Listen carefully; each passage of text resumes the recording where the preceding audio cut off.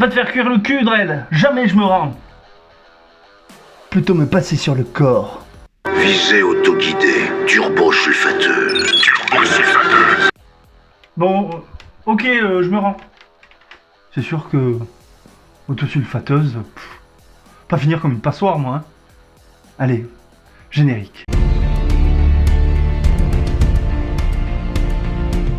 Bonjour et bienvenue dans les comics de Fred, je suis ravi de vous retrouver pour cette nouvelle vidéo. Et aujourd'hui, je vais vous parler de Judge Dredd, le repenti, édité chez Delirium, scénarisé par Kenneth Niemann et dessiné par Tom Foster. Eh oh, crinière de feu là! T'as parlé des origines du personnage? Ah non, j'ai oublié. Je me suis démerdé comme une conne. Alors il faut que vous le sachiez, pas seulement dans la colle, Judge Dredd est un pur produit de la fin des années 70 et des années 80. Non mais Bob, ça je peux le faire. Représentant d'un état policier totalitaire dans un monde où la criminalité a littéralement explosé, à en faire bander les chroniqueurs de CNews, le personnage de Judge Dredd trouve ses origines dans la tiédeur exsangue de l'été finissant de 1976 lors du bien innocent et festif carnaval jamaïcain de Londres. Ah non mais il s'en balèque complet de ce que je lui dis. Oh! Un carnaval qui a hélas dégénéré, où les policiers ont littéralement lynché la foule avec une délicatesse contenue pendant environ 3 jours. Affrontements, pillages, voitures brûlées, incendies. Ces jours d'émeute marquèrent les esprits de l'époque par leur impopularité et leur longue plainte d'agonie brûlante. Et c'est dans ce contexte trouble et incertain que naît Judge Dredd en 1977 dans une revue de science-fiction hebdomadaire britannique appelée 2000 AD. John Wagner s'est inspiré entre autres du sympathique Dirty Harry et de son gros flingue toujours à l'air pour créer son anti-héros, dont le nom est tout bonnement pompé sur celui d'un musicien de reggae appelé Judge Dredd, sauf que là, le mec était cool. John Wagner, qui écrira les histoires de son personnage jusqu'en 1990, s'inspirera aussi de la presque délicate et sensible police anglaise, et quand je dis presque, c'est dans le sens de pas du tout, et cela sous la gouvernance de Margaret Thatcher, une dame pas super recommandable d'après mon coiffeur, mais faisant quand même preuve d'une étonnante inflexibilité, teintée d'humanité aux tonalités rouge carmin, lors de la répression de la grève des mineurs de 1985 qui, on ne va pas se le cacher, a été plus douloureuse qu'un coin de table dans le genou. C'est Carlos Ezquerra qui va le dessiner et lui donner son fameux casque légendaire recouvrant un visage âprement nimbé de rigueur spartiate. Et voilà notre juge affrontant des criminels, des mutants cannibales, des cyborgs, des dinosaures, et je ne pensais pas qu'un jour je dirais ça, tellement la phrase est improbable, même si j'adore Jurassic Park. Mais pour en revenir aux adversaires de Judge Dredd, il affronte même d'autres juges qui ont pété une durite au cœur de Mega City One. Bref, insérer des clichés de méchants aléatoires, et le tour est joué. Judge Dredd est une caricature suprémaciste des forces de police qui utilisent la violence pour faire régner l'ordre dans un monde cyberpunk ravagé par des guerres nucléaires où la démocratie et les libertés individuelles n'existent plus. On ne peut pas dire qu'il leur reste des instants de bonheur et d'insouciance. Regroupés dans des mégacités invivables, des millions de chômeurs sans perspective d'avenir, car traverser la rue pour trouver du boulot est aussi dangereux que de se lier d'amitié avec un crocodile, bref, la racaille et les cassos n'ont que la délinquance pour survivre. Une époque formidable à n'en pas douter. Et du coup les juges ont du pain sur la planche pour faire régner l'ordre, à grands coups de patates de forain dans la tronche et des trous de balles bien placés. Et donc ils possèdent tous les pouvoirs pour leur permettre d'exercer tout leur art de pacification avec une nonchalance sociopathique. Entre figures héroïques qui défoncent des gueules à foison et images satiriques d'un état policier ne respectant plus sa population, Judge Dredd est une sorte de Punisher sous stéroïdes, sauf que contrairement à Frank Castle, il sert le système sans se poser de questions, en carrant des têtes dans les culs jusqu'aux poumons. Bon, c'est bon là, je peux reprendre ma présentation? La première traduction de Judge Dredd en France est apparue chez Mon Journal en petit format dans la revue Super Force en 1980-81. Puis on retrouve 2 épisodes dans la revue Janus Stark spéciale, puis en 1982 Judge Dredd est dans Métal Hurlant où seront publiées 27 pages dessinées par Brian Bolland. Oui je sais, c'est assez précis, c'est pas 26 ou 28 pages, c'est 27. Et soudainement je me rends compte que je ne sais pas où je vais avec cette précision. À partir de 1984, Haredi publiera une revue traduisant 16 épisodes de la série américaine de Eagle Comics. Regarde ça Fred, j'ai les 3 premiers. Bon ok, ça ne vole pas très haut, c'est pas vraiment bouleversant d'originalité, j'oserais même dire que ça ne pisse pas bien loin au niveau du scénario, mais ça sent bon les années 80, une époque où le bon goût se conjuguait au passé. C'est en couleur, alors que la série originelle de 2000 AD était en noir et blanc, tout comme l'almanach du fermier 1971, et là je suis un peu hors sujet. Enfin, en 1990, les éditions de Tournon profitent de la sortie du film de Stallone pour lancer une publication qui ne dure que 3 numéros, et je pourrais encore en raconter des tonnes, mais vous n'êtes pas prêt à l'entendre. Voilà Fred, t'as appris des trucs, non? Franchement? Non. Ah. Mais c'est parce que j'ai pas eu envie de t'écouter! Ah, et du coup, c'est quoi le sujet de ta vidéo aujourd'hui? Tu te fous de ma gueule? Mais...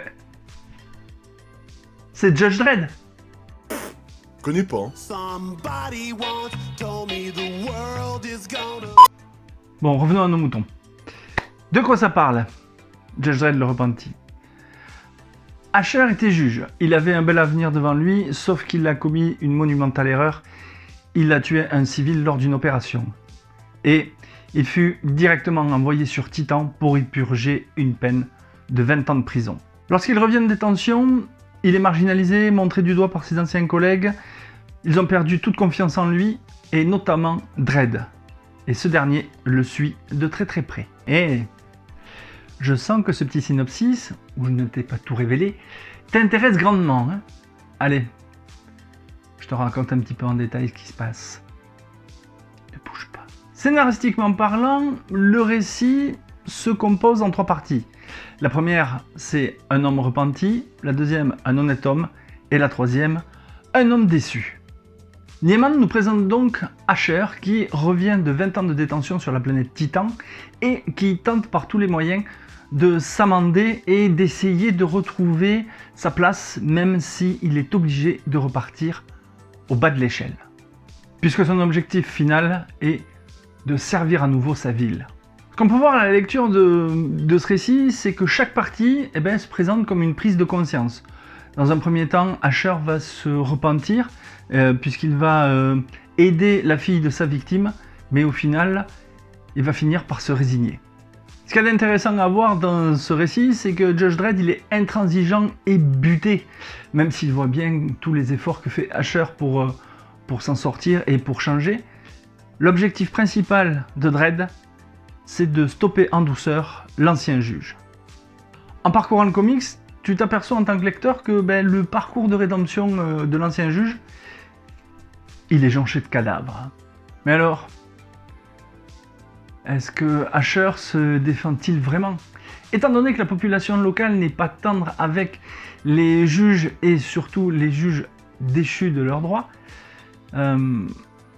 est-ce que Asher ne bénéficierait-il pas de l'appui de la pègre pour faciliter sa réinsertion? Autant de questions qui titillent le lecteur et qui interrogent aussi notre héros Judge Dredd. Au final, on s'aperçoit que le scénario de Niemann, il est basé sur la psychologie de Asher. Et je dois dire en tant que lecteur que c'est plutôt bien mené, avec un excellent travail sur le personnage d'Asher dans sa globalité. On a des dialogues incisifs, une description assez précise du personnage, et tout est mis en place pour que tout colle au code de l'univers de Judge Dredd. Et concernant les dessins, on va s'attarder comme d'habitude quelques instants sur cette couverture, puisque celle-ci n'est pas la couverture régulière, mais c'est une couverture exclusive qui a été faite pour le comptoir du Rêve Comics à Toulouse, par les amis de Delirium. Cette couverture-là, elle pète sa race. Moi, j'ai craqué de suite quand je l'ai vu, quand je l'ai acheté, et je dois dire que c'est le Judge Dredd que j'aime voir dans cette position-là. Voilà, brut de décoffrage. En avant, on va tout défoncer et on va faire respecter la loi. Concernant les dessins de Tom Foster, alors je ne connaissais pas ce dessinateur et je dois dire que j'étais agréablement surpris parce que c'est vraiment hyper bien dessiné, c'est magnifique. La mise en page des cases et la construction des dessins, au final, elle laisse pas beaucoup de temps mort au lecteur. On n'a pas le temps de s'ennuyer en lisant la BD. C'est très cinématographique pour le coup. Ça me fait même penser la qualité du dessin à ce qu'on peut voir dans Doomsday ou Watchmen. C'est absolument magnifique. Vous voyez ces plans là. Voilà. C'est un travail d'orfèvre. La couleur évidemment renforce l'atmosphère futuriste et dystopique du récit. On a des cases vraiment qui sont topissimes avec Judge Dredd. Je vais essayer de vous en trouver une autre que j'avais particulièrement adorée. Vous voyez que c'est très bien composé. Il y a des plans qui sont juste extrêmement bien réussis. On s'ennuie pas une seconde. Mais vraiment. Ça a de la gueule. Ça a de la gueule et c'est à la hauteur du personnage. Je trouve que les dessins de Foster collent parfaitement au personnage de Dredd.